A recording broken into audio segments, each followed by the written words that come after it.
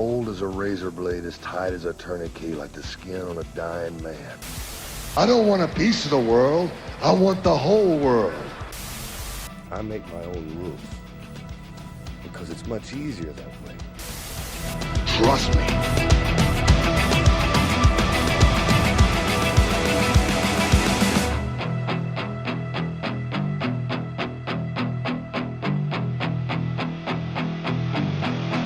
What's up, everybody? It's Marcus D'Angelo, and we are back in the snake pit. And if you're watching us on YouTube, you can see that there's something a little bit different going on here today. That is not Jake the Snake Roberts, although the guy that's sitting there gets compared to him a lot. They both had some legendary mustaches back in the day.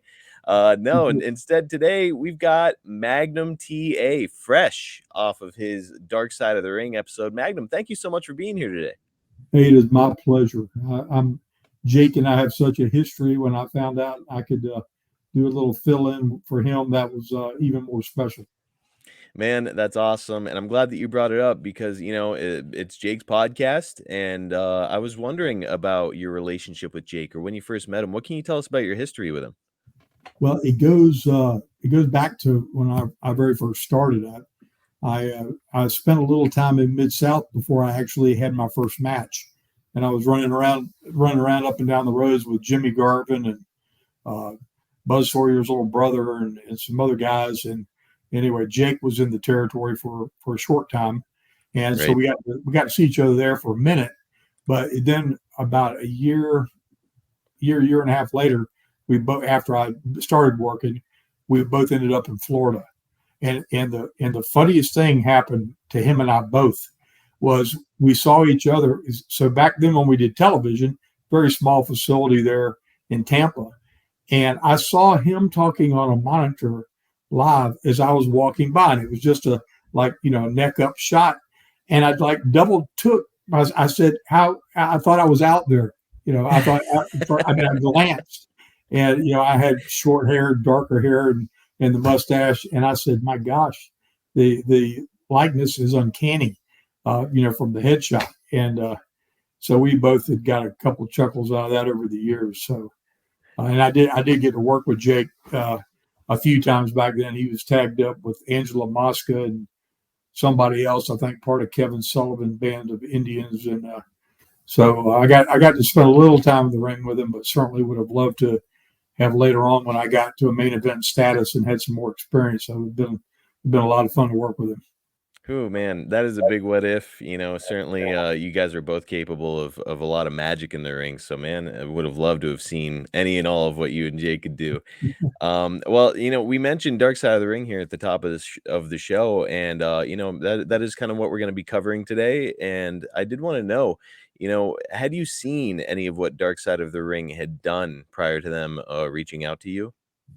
Yeah. Oh, I had. And it took me 2 years, I think it was, to even talk to them because I had seen some things that weren't the most flattering, I guess I could just say, of some of my friends and the tone. I just didn't ever want my career to be looked upon as a dark side of anything, because certainly it was a devastating premature end to a career. But it didn't define my whole life. And I wanted to make sure if we told the story and you're encapsulated in, 40 some minutes of airtime, one of those shows, that it didn't take a twisted turn that I couldn't see, because I didn't see the finished product till everybody else did. So I had no idea what it was going to, look like at the end of the day, other than, the producers were very, accommodating and gracious and did everything they could to make me feel good about it, and told me from the beginning they wanted it to be different than things they'd done in the past. They wanted to be able to tell a story that had a positive turn. And so, all in all, that was what they gave me at the end of the day. That was a lot of the feedback that I had heard. Was everybody was like, "Man, it was a great episode. It was very different from what they're usually up to on Dark Side of the Ring, where it's not, it's not like they're actively burying guys, but they are just focusing on some of the more difficult times in people's lives." And and unfortunately, from a ratings perspective, most people, want to know the car wreck, or they want to know the travesty. They want to know the drama and the things that took place behind the scenes. And we certainly were a great subject matter for that, because we lived as crazy a lifestyle as any human being could have, back during our heydays. And those of us that were lucky enough to survive it, we got a lot of stories and a lot of things we probably take to our grave. So, Yeah, I was fortunate enough to so this is for our company, or rather the network that we're with is called adfreeshows.com, and we just had a big event down in Huntsville, Alabama, and I just returned from that today at noon, and I was fortunate enough last night to spend some time with David Crockett, and I had mentioned to him that I was going to be speaking with you today, and man, he had some stories to tell, and I'm sure it was just the tip of the iceberg. well, he was right there in the thick of it with us. Him and his brother both, were very hands-on people, and were at live events with us, and part of the crazy aftermath parties that took place and whatnot. So, I mean, none of us would have survived in a modern era. We were like the last of a breed of outlaws that wasn't being under the microscope and having to be politically correct. And there was no cancel culture back then, or we'd have probably all been hung in public. And thank goodness there's no, cell phones back in those days. Some of the video that people could have been recording. Whew, my goodness. It's. I mean, when I laugh when I hear, oh, this happened to this one, or this got exposed here because of that, and blah blah blah blah blah. I'm thinking, man, 7 days a week, you could. I mean, everybody on the whole roster could have been completely upside down in a nanosecond. Well, was there any like meat left on the bone at the end of it? So like you watched it back. Let's start here. You watched it back. Did you enjoy it? I did enjoy it, and the only thing that like jumped out in my mind, because they recreated so many really cool things and did such a great job.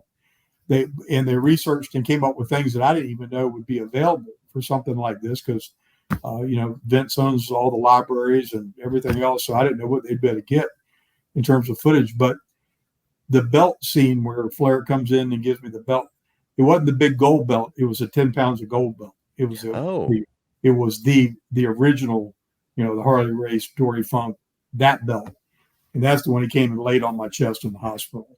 Wow. So they had it depicted as the big gold, and I told them the 10 pounds of gold, thinking that acronym would identify it, but they didn't know the inside twist of, oh no, the NWA belt was that was the unicorn. That's what everybody wanted to achieve when being the world's heavyweight champion really meant that you had the backing of everybody in the alliance to let you represent the company as their champion. So it was a huge recognition back in the 80s to have a chance to have a run with that title. Man, that is an interesting fact, and really in my head when I saw the big gold on that, I was like, "Oh, that makes sense," because that was they were using the NWA title at the time. But to your point, man, everybody loves and respects that 10 pounds of gold belt. I've actually heard Hulk Hogan say that that's a regret of his, where he wishes he would have held that belt at some point. So, man, that tells you just how respected it is. Yeah, it puts you in a very respected lineage of people that there's just no way to measure that in today's time and standards. I mean, like I said, Dory Funk and Jack Briscoe and Dusty and Flair. I mean, it's just it was a classic piece of history, and it's what we really based our whole rivalry with the WWF back then, in that they were a federation and they didn't have the lineage that we had and the background we had all the way back to 1903 or 04, however far back we trace all that. And it was a historical, monument almost to the business that we all loved and were so passionate about. And frankly, if you weren't aspiring to be the world champion, you really didn't belong in the business, because everybody should have wanted to have the greatest recognition that they possibly could. And back in the 80s, that was what it was. Absolutely. Now I do have to ask, are you still in possession of that belt that Flair gave to you? I had it for many years, and one night, Rick's ex-wife Beth came over to my house while I was out of town, and obscured it from my home, Wow. and said that Rick he had kids of his own, and she wanted to be able to pass that along to read. And anyway, it caused a little hiccup in my world, because it was I hadn't gone out of my way to ask for that, and it was given, and it meant it meant a lot. And I'm sure at the time that he did all that, they didn't know if I was going to live or not. I mean, they just didn't really know. First 30 days, it was very touch and go. So it was an emotional thing. I'm sure had he been able to play the tape all the way through, he might have said, "Well, that could bite me somewhere." Right. But I think it's sitting up in Connecticut somewhere, a WWE office Now, somewhere. But yeah, I had it in a shadow box on my wall for years. now that I think of it, I do believe that Triple H is in possession of that belt now. So I believe you're correct. is what it is. Man, that belt, my goodness, very historic, really prestigious, and probably worth a small fortune at this point. Yeah, I'd say it's a six-figure belt for sure. Whew. Well, something else that a lot of people were really talking about a lot following the Dark Side of the Ring, I saw it all over social media, was what had happened between you and Buzz Sawyer, him skipping town with the money from your grandfather. What can you tell us about your future interactions with Buzz as you continue to work with him following all that? Well, I mean, obviously, I drove 3,000 miles to find him and have a face-to-face with him. And my intent wasn't to go there and have a physical confrontation, but I was certainly prepared for it to be that, if that's what it turned into. Mm-hmm. And but it didn't. And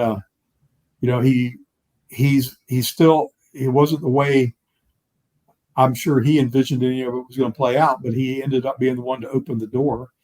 And I worked out in a ring in Portland with him, his little brother. I'm not sure his little brother was there or not, but Princess Victoria, a female wrestler.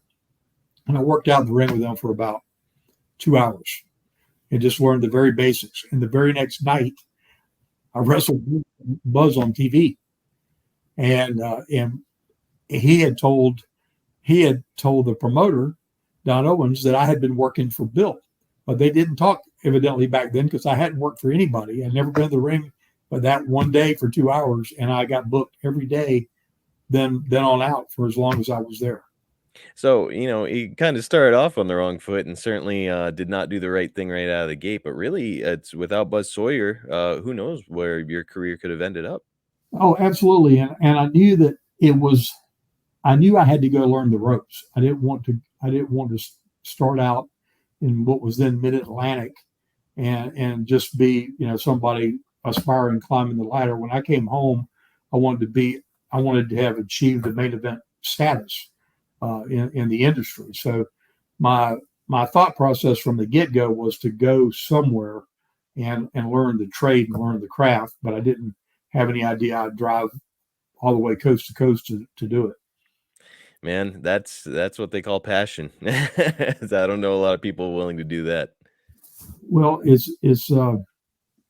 it's a sacrificial business to begin with. You give up of yourself a lot of things that people take for granted, about things they can do with their time and spend with their families and whatnot. You're married to the business any way you look at it. We were going 7 days a week. We're on the road sometimes 60 and 90 days at a time. Oof. And it was a situation where you grew to despise the travel, but you loved the performance part of it so much and enjoyed that time in the ring and being able to be awarded and rewarded by the fans, them reciprocating, enjoying what you did. It was almost like a euphoric drug kind of thing. Because you stand in the middle of a ring and 10, 20,000 people out there screaming so loud, you can't even hear anything. It turns silent. It's so loud that there's nothing I've ever been able to do in my life that's replicated what that experience was like. So I know why Flair and these guys that were able to perform way past their physical prime couldn't hang it up because they didn't know what else to do, and there was nothing to replace that with. Hey guys, Tony Schiavone. Need to call a timeout real quick. Wanted to tell your listeners what I've been telling What Happened When listeners for a while now about all the cool things happening over on adfreeshows.com. On a new edition of The Insiders, Conrad sits down with former Turner finance executive Dirty Dick Cheatham, talking about the internal war between WCW and Turner and the Monday Night War with the WWF. And my assistant said, "Hey, you're not going to believe who's down there." I said, "Who?" She says, "China's down there." And I said, "What are you talking about?" Yeah. And I went over to her window and looked outside. Did all the exits down there. Get the camera. so we went down there, and of course, the exit was down there in the fight with security. On a bonus episode of My World, Double J watches back his tag team championship match against FTR and breaks down the hilarious Briscoe farm skit that preceded it. And they say, "Can y'all be in the background talking?" And the four of us are down there, really just all four of us. But Lethal and Sanjay, I said, "We got to start being silly." I just started strumming the guitar, and Sanjay started bouncing that baby, and Sanjay and them started doing the do-do. I think this is, I don't know if it's the funniest, but I still think it's hilarious. It's a complete ad lib, but it played to, the line he said, "Them clowns," and we're down there dancing. Perfect. Perfect. That's just a small taste of what we got waiting for you. With 4 levels to choose from, see for yourself why ad-free shows is the best value in wrestling today. Sign up now at adfreeshows.com. Right? And, a lot of guys, as we all know, would go on to try and replace it with alcohol, drugs, women. And, God knows that there's plenty of temptation out there on the road. And it was touched on lightly there in your show. So whether it is drugs, alcohol, or women, I don't know. I can't imagine the pressure. What can you tell us about the type of temptation that you were facing out there in your prime? Well, it's a character that you had to be comfortable in that role 24/7. So when you can't, there's no way to compare today to yesterday because this was before kayfabe had been exposed. The legitimacy of the contest that we portrayed in the ring was protected so closely that you had to live vicariously through this character that you were playing, 24/7. Ric Flair couldn't be, the styling, high profiling guy that he was on TBS, and then just be, like a mouthful of sugar. Oatmeal with no sugar, when you got in person. So he was flamboyant. He was that way 24/7, and all of us that got, kind of in some groove, created a following of people that, found that very appealing. My deal was cursed from the beginning. I met my first wife in Tampa, and I'd been in the business about, 2.5 years.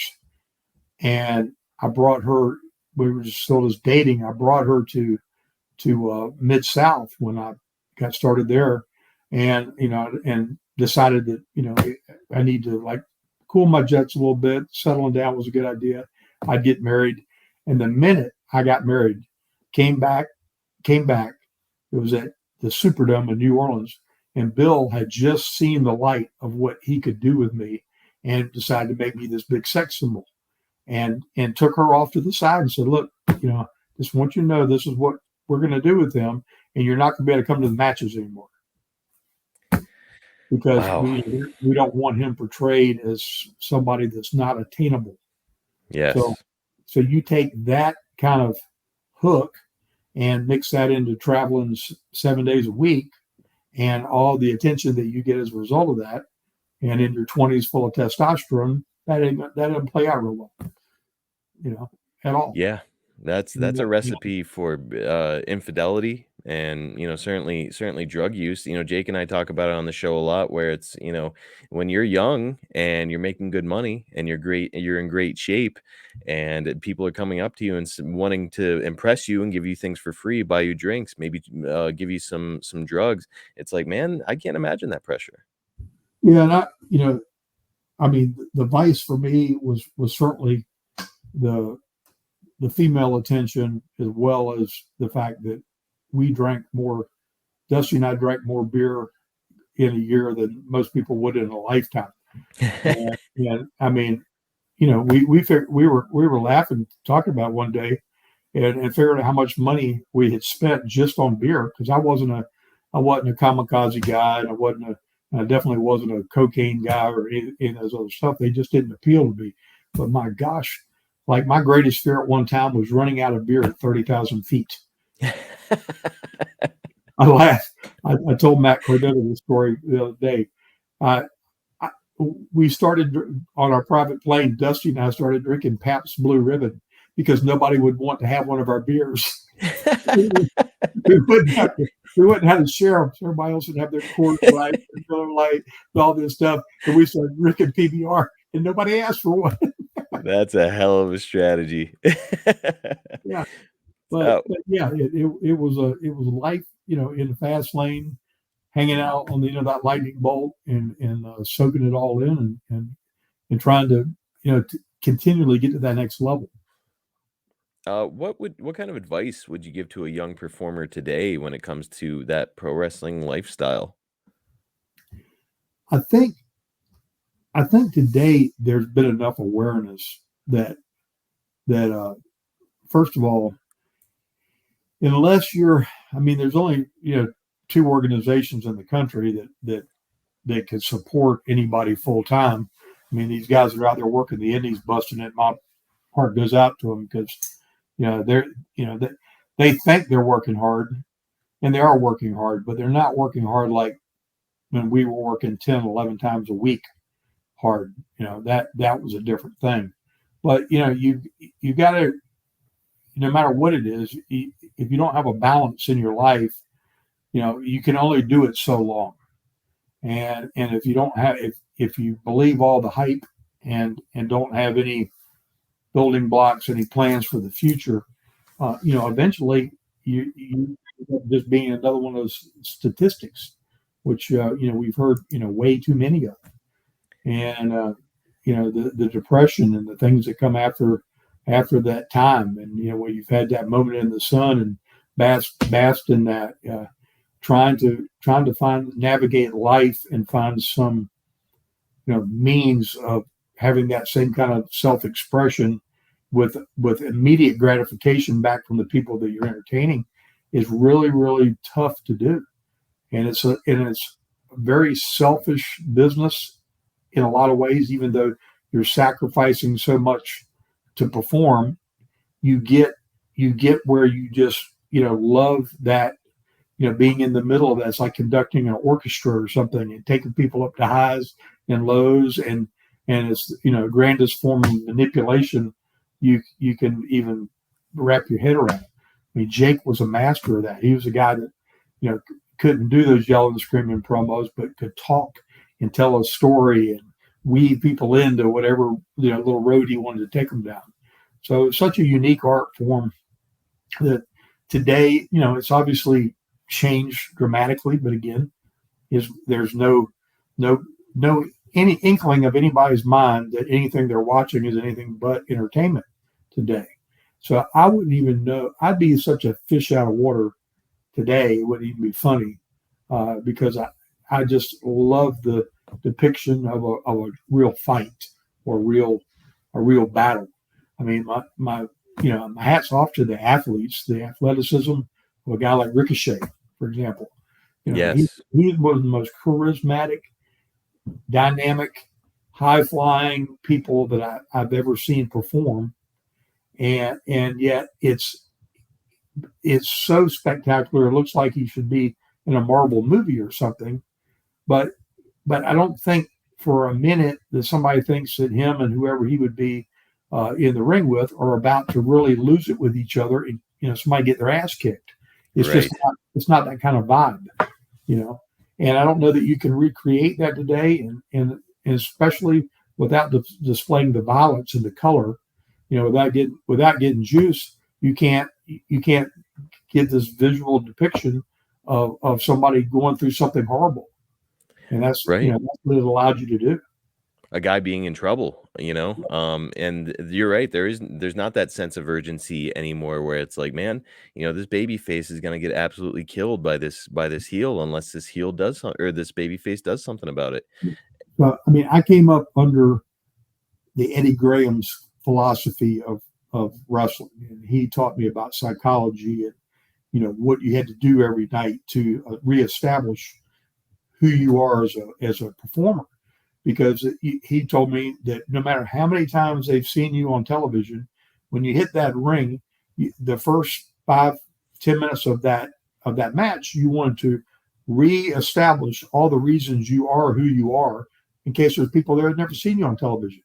You want to stay within that framework in your lane and reestablish it as you go out there with whoever you're with. And then Bill Watts, I got to work main events with, and he taught me, what I call the graduate school of wrestling.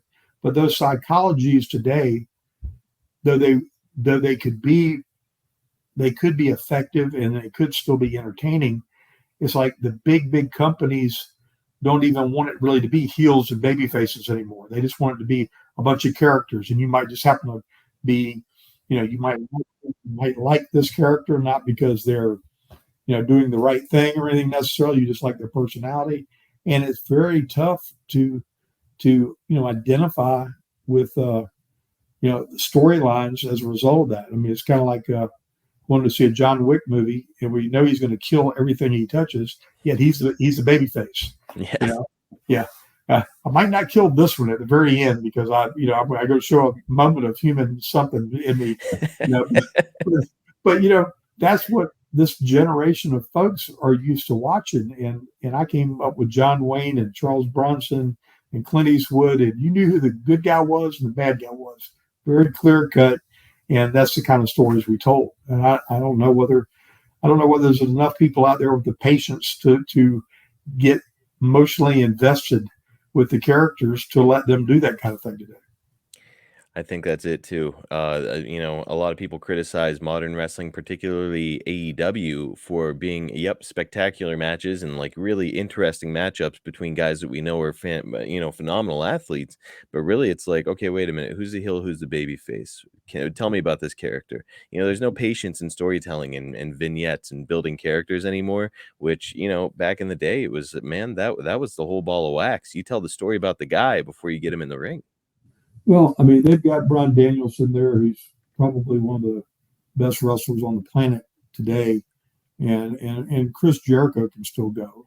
Yes, but they've also got a slew of other people that I don't know that people have can get that emotional tie to, where they really get excited. What they get excited about. It's hard. I still watch all the product because I'm a fan. I've been watching wrestling since I was 6 years old, and that's how I started thinking through the wheels in my mind about maybe one day doing that. Yeah.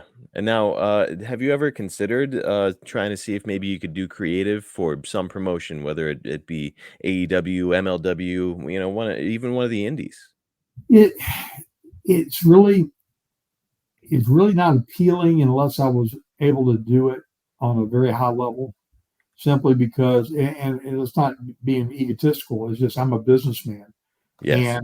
And it would take a big organization to be able to afford what I would want to do something like that for any significant amount of time, because I do work full time, but I've been in the telecom industry for the last 25 plus years. And I got a good job with a Fortune 500 company. And, you can't just, I'm 64 years old. I can't just do things on a whim like I would have when I was a kid. I got too many kids of my own I'm trying to take care of. Well, man, yeah. Hey, look, you're proof that there's life after wrestling. I know a lot of guys wind up having a lot of difficulty whenever, maybe the bright lights aren't there anymore and the bookings stop and all that sort of thing. And look, it's if any of those folks are listening, look at Magnum. He has made it work, and God Almighty, what a success story. Well, I appreciate that, and that was honestly, a big motivator for me. Fans helped me a lot more than they knew, because I felt a real commitment to showing them that I wasn't going to fold and crumble after all this happened, because it was overwhelming, 1986, to have this flood of support, and not really realizing truly till that instant the impact that what we were doing was having on people, not only just in the United States, but all over the world. I Yes. mean, it was, my accident was picked up on in the newspapers in Japan the next morning.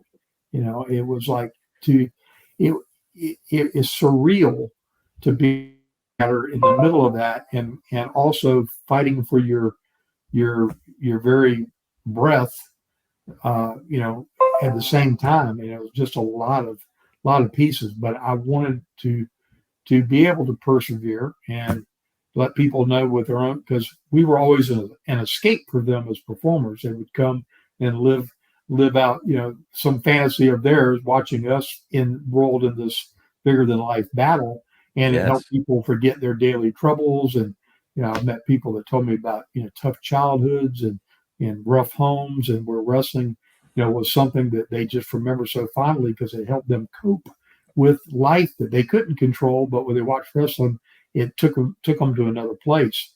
So when you see so many people now genuinely behind you and a real life struggle, and no magic pencil is going to make this right, you're going to have to be the hero in your own story, then it's a little different.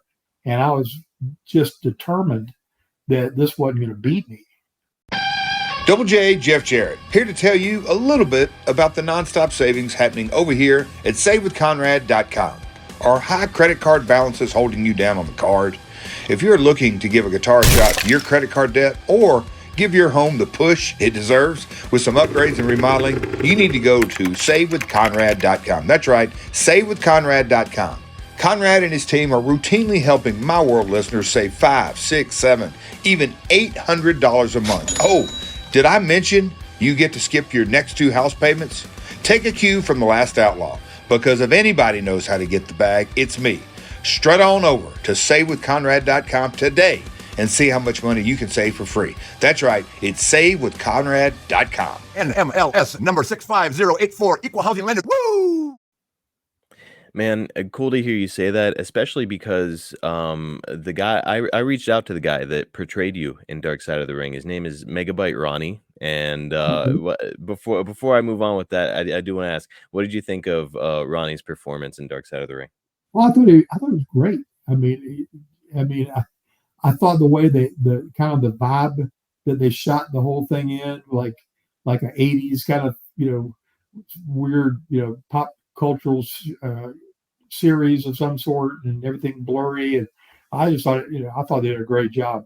I love when they showed the animation of how they made the little car on the treadmill turn it around, and how they made the thing. Because I said, man, how did they do that? That was cool. Absolutely incredible. Yeah. Yeah, guys, go to the Dark Side of the Ring social media. I saw that they shared that there. You can watch how they actually made that happen. It's really, really fascinating. Yeah, no, those guys were super, and they're doing some stories on some of my other friends. They got the piece coming out on JYD, I think, next week. Yes, and I love Dog. He was somebody really special to me in Mid-South that kind of took me under his wing, and great human being. Well, the reason I said that what you were saying before about life after wrestling really kind of ties in perfectly is, so I reached out to him a couple of days ago just to see if he had anything he'd like to say to you. And what he told me was that he loved having the opportunity to learn your story, and portraying you was just a huge honor for him. But also, unfortunately, right after shooting that show, he found out that he had 2 slipped discs and a crushed disc, so he had to retire from professional wrestling. So portraying you was the last thing that he did. So, Oh my goodness. yes. So that statement that you made about life after wrestling and rising up and the impact that you can make on people, it's just, man, perfectly fitting for the gentleman that portrayed you in Dark Side of the Ring. Well, you ought to give me his information so I could reach out to him, because that's very. I mean, it's very, very surreal for something like that to happen, especially portraying what he did. But yeah, I mean, there is no, people have said to me, "Oh, would you have felt better if you'd, gone on to been the world's champion multiple times and blah, blah, blah, blah, blah." And I can tell you definitively that there's nothing more there's nothing that I could have accomplished that would make the day-to-day life that I live and the things that I cope with every day better. Saying you're a 17 times world champion when when now your accomplishments are measured completely different, it doesn't really make a difference. It's good that if you think about the fact that I started in January of 1980, and I was really introduced to the world behind the scenes in October of 79 before I made my way around there. I was almost, my whole time with wrestling was encapsulated in almost 7 years to the date. And so to have gone from there to there and, had a tremendous feud with Wrestling 2 in Mid-South and came in and got to wrestle the legendary Wahoo McDaniels, who dropped the U.S. title to me in front of a sold-out crowd in Charlotte, North Carolina, and to then finally reaching the epitome of performing in Norfolk Scope, where I grew up and close to Chesapeake, with 2 sets of grandparents in the stands, my mom and dad, sold-out arena, Ric Flair for an hour in a steel cage, those kind of things are like storybook things. And I experienced all that in a little capsule of time to where they say if you have, one career defining moment that people remember, like Mick Foley getting thrown off the top of the cage. He's taken so many falls, nobody will ever know. But when you think of him, you think about that moment, Yes. And I was fortunate enough to have moments with Rick that withstood the test of time, and the I Quit match series with Tully that we've been talking about for 35 years now, and then the best of 7 with Nikita Koloff. So, I got enough subject matter in a very short period of time that it's given me a lot of time to tell stories about for the last 35 years. Pretty incredible to think that something, you did all those years ago and in such a small period of time, to your point. I mean, you're still being celebrated. People still come out and see you at your signings. Just really remarkable that that you had such an impact in such a small window. It's a blessing, and it was a season, but certainly when you become part of, that family that I was and still am part of, there's so many emotional ties, and it's like a fabric being weaved together. You never totally depart yourself from it, no matter what. And I love going to these shows for that reason, to be able to see my friends that are still with us and celebrate today, not just yesterday, but the fact that we're all still here in the game of life. It certainly puts things into perspective and reminds you that, yep, wrestling and your career and the impact that you had being a part of, really pop culture now, it's all important, but nothing as important as really what's going on behind the scenes in your life. Yeah, very Um, true. Now, there's a lot of reference on the episode to your possible ceiling in wrestling being close to Hulk Hogan's. The marketing machine that the WWF had was just unparalleled at this time. So it does make me wonder, did you ever consider making a call to Vince to gauge interest? Well, I had an agenda. So my aspirations were to be the NWA World's Heavyweight Champion, period. And I would not have veered from that path until I accomplished that goal. Ah, And now I've told people that, had the Crockett's, had money been mismanaged and Crockett still found themselves in a place that they couldn't keep the company going, I have no doubt that I would have been talking to him, because I wasn't cut out of that sheet of cloth to have done real well with the TBS group of people that were running that company. I'd created some newsworthy items that they wouldn't have enjoyed reporting on. So now I know that you mentioned that, you wanted to be the champion and then, kind of get out before you hit your late 30s. Do you think that Vince could have convinced you to hang around a little bit longer with some of the big money he was putting out? Yeah, I think that if I saw the opportunity and I could wrap my head around it, because I mean, frankly, we were going down a road depicting such violent encounters so and when I started out, I was, the nice little arm drag drop kick baby face that, did nice middle of the card, entertain you kind of thing. And I realized soon, and that it started in Mid-South, that, if you're a main event guy, they want to see you kick somebody's ass. They don't really care about all the scientific stuff. And so I really enjoyed that. And I was really leaning hard into that direction of my career. I didn't want to turn heel, but I just wanted to be a rougher, rugged, brawling type babyface character. And it was more satisfying to me to depict that kind of fight than it was like I'll say, for example, I'll take the direct opposite of that would be Ricky Steamboat and Flair. One of the greatest matches of all time. They're poetry in motion, fluid, graceful, just unbelievable. But I would lean more heavily into the battles that I had with Wahoo and with Tully and with Nikita. That were just that. They were battles. So it was kind of the prelude to the Attitude Era. I'd have fit so well into that. My goodness. And I knock out the president of the NWA for reprimanding me on TV. Yes.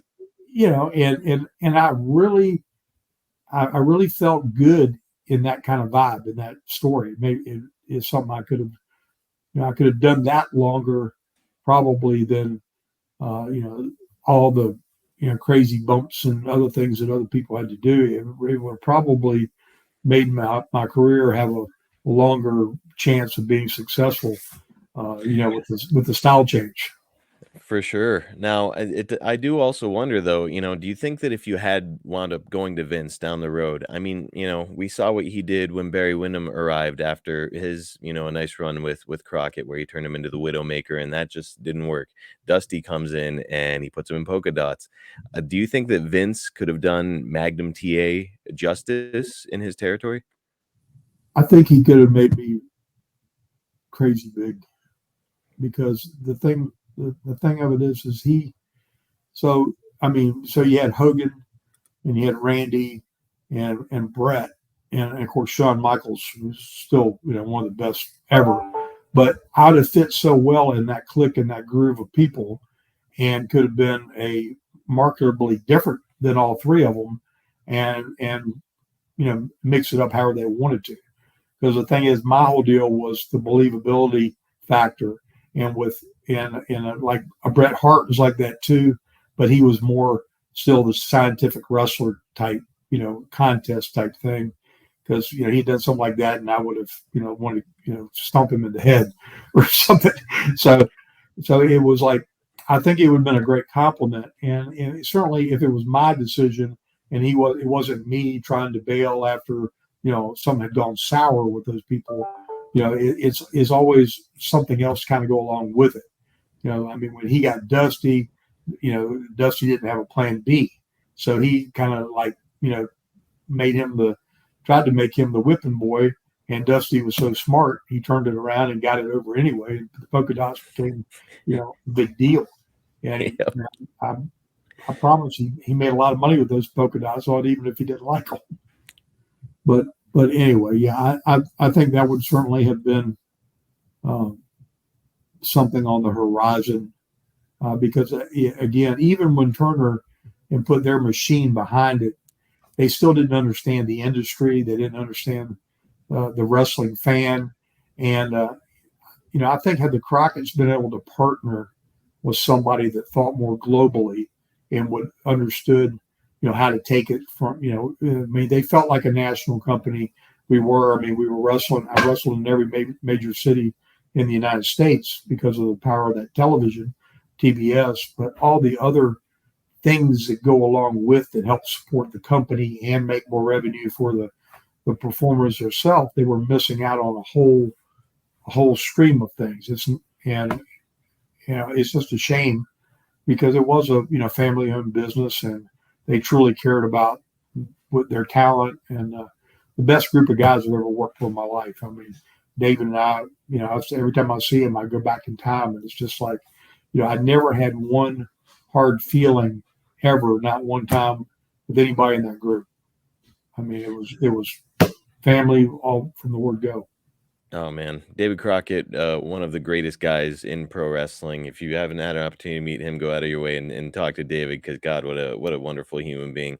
And Arn Anderson says the same thing though, where he was like, "Hey, look, we were about as marketable as it got when it came to the Four Horsemen, and there was no marketing. They just did not take advantage of it, and it is what it is." But yeah, man, interesting to think what Vince could have done. And you mentioned something earlier about you working with Bret Hart. And we do have some fan questions, and I think that this one kind of ties in. Matt Godfrey asks, is there a dream match that you wish could have happened? Would that have been Bret Hart?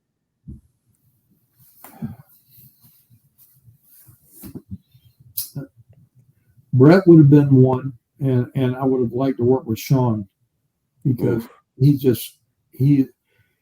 would have been good, because he wasn't the biggest guy, but he could go kind of like Tully.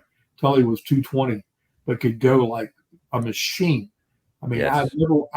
I've never worked with anybody in my career that could go as fast paced for 30, 40, 45 minutes as Tully. I'm there ever. I had to slow my game down with anybody else I worked with after that program, because I was so used to him bumping and being back in my face so quick that, to feed it, because the root's coming off the joint, and he knew how to get the most out of it. So, having somebody to do the dance with that's in great shape and can deliver that kind of excitement would have been special. But ultimately the dream match for me would have been, when I watched Hogan work as a heel, I said, I got it. I mean, it's great that he's, this phenomenon in the history of wrestling and all these things, but he was a really good heel. Yes. And I would have loved to work with him and that character as that heel. Oh my gosh. Yeah, he is amazing. My goodness, that would have been phenomenal. Not to mention, I mean, you mentioned Shawn Michaels and Bret. Holy smokes, just the opportunities, unbelievable. A couple more listener questions, and I'll let you go, Magnum.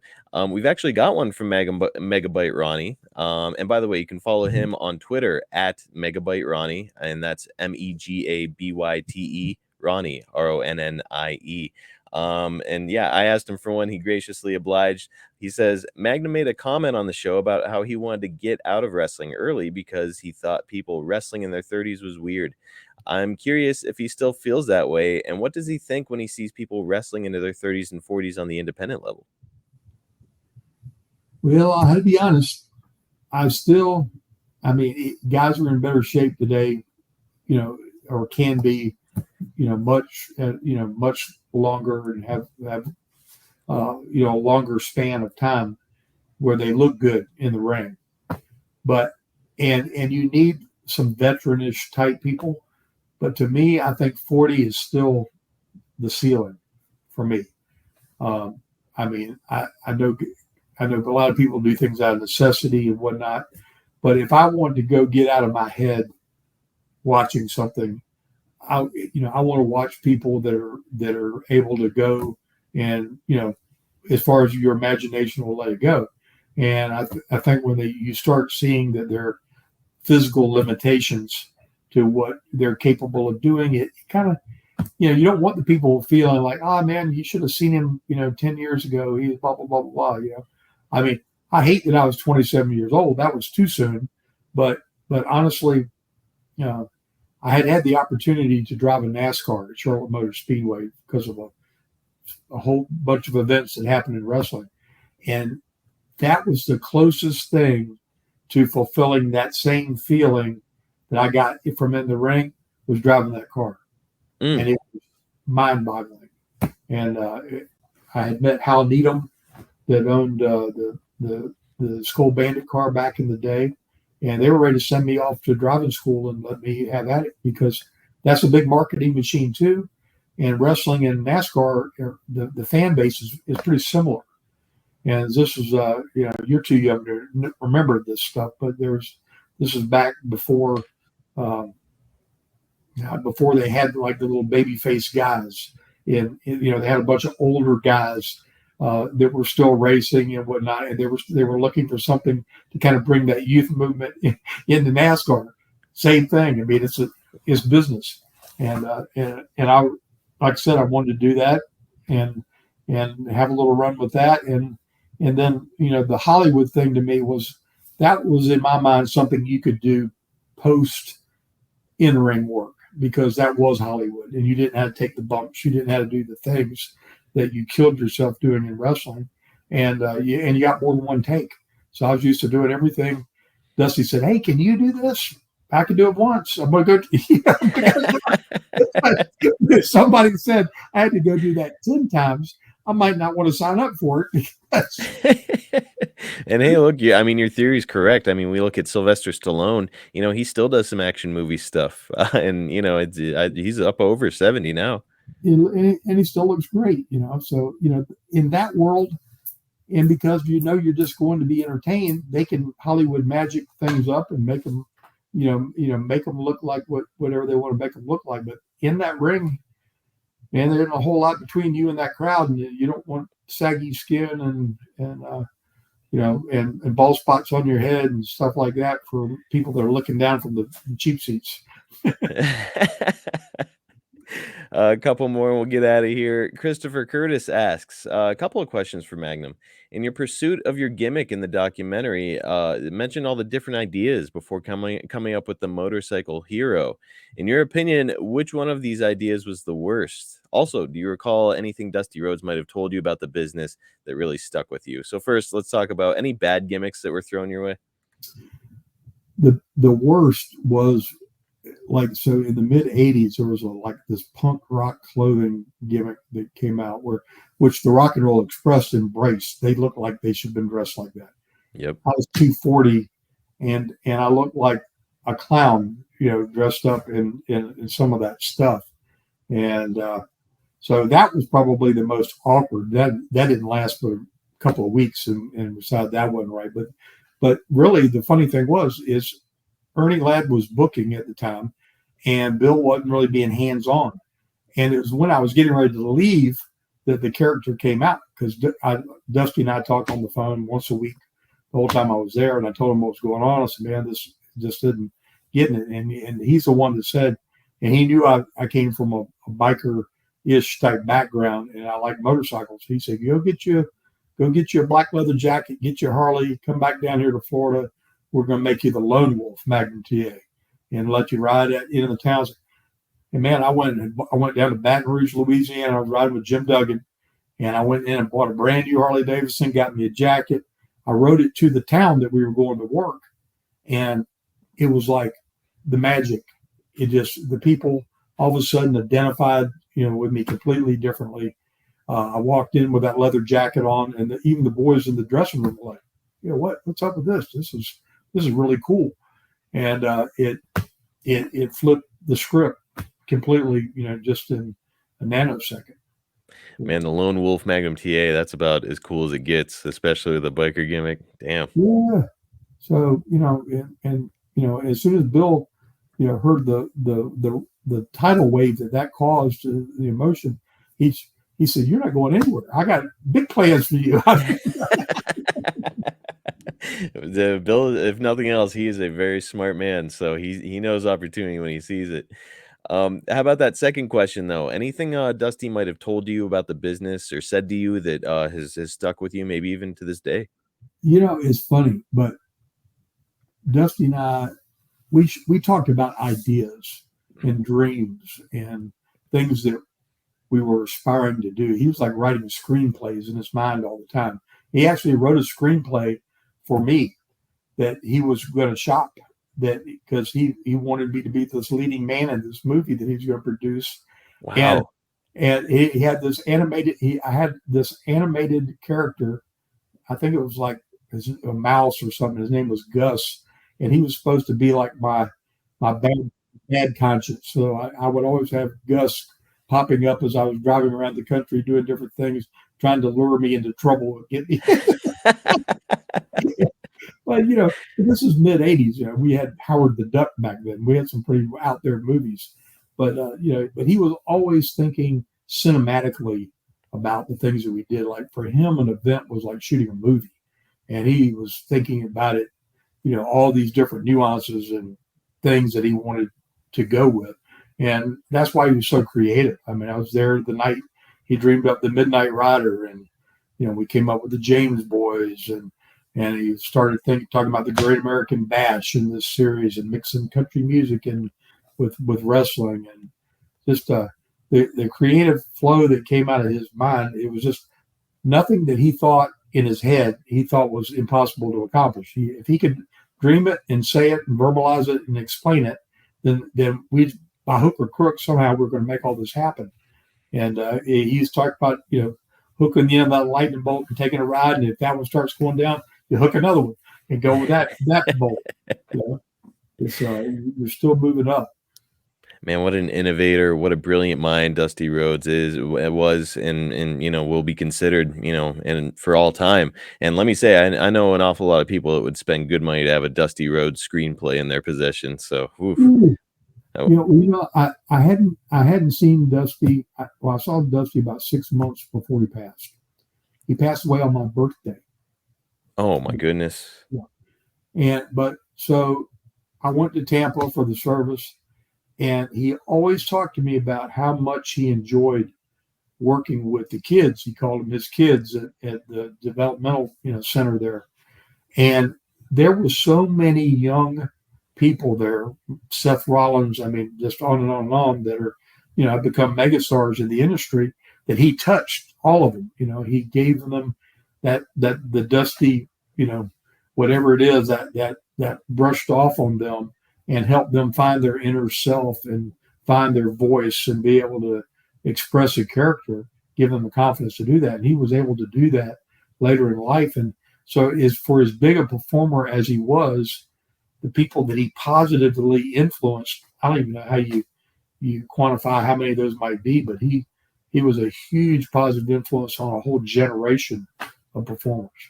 My goodness, a lot of people owing a gratitude of thanks to Dusty. Certainly, I know that all of us fans are thankful, and let me say, Magnum, I'm thankful to you for joining us here and filling in for Jake this week. I mean, what an honor! I'm so thrilled to have you on here, and it sounds like you've got an awful lot of stories left to tell. So, sometime in the near future, I'd certainly love to have you on again.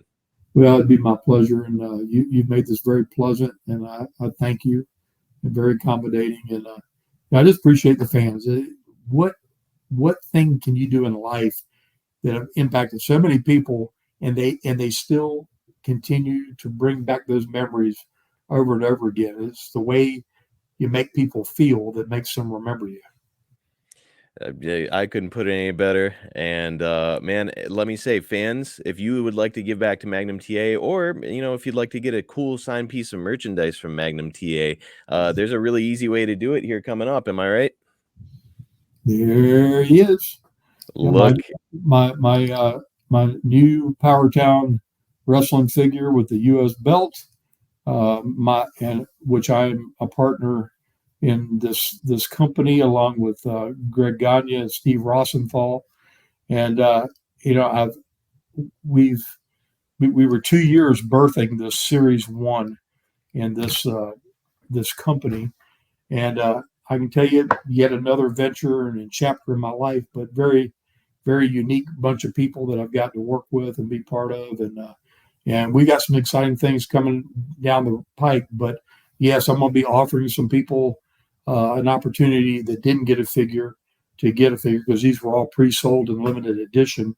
I've got a little private stock that I'm going to open up for sale coming up at High Spots.